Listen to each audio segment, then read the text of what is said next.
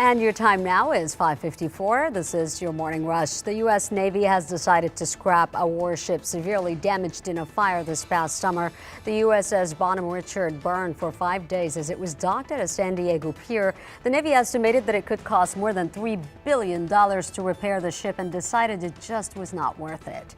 13 parties are now charged in the death of 22 tourists and dozens of injuries after a New Zealand volcano exploded. The volcano erupted last year while tourist companies took boats to visit the island. New Zealand's regulator for workplace-related incidents said 10 companies and 3 people had not met their health and safety obligations by taking tourists to an active volcanic site.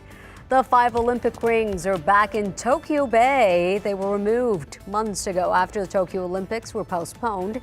The rings' return is another sign that organizers of the Olympics are more and more confident that next year's Olympics will still go on.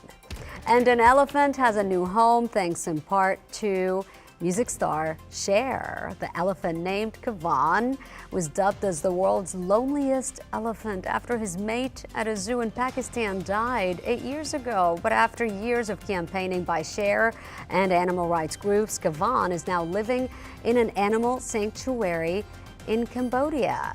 And Cher was there in Cambodia to greet him when he arrived. And that is your Morning Rush.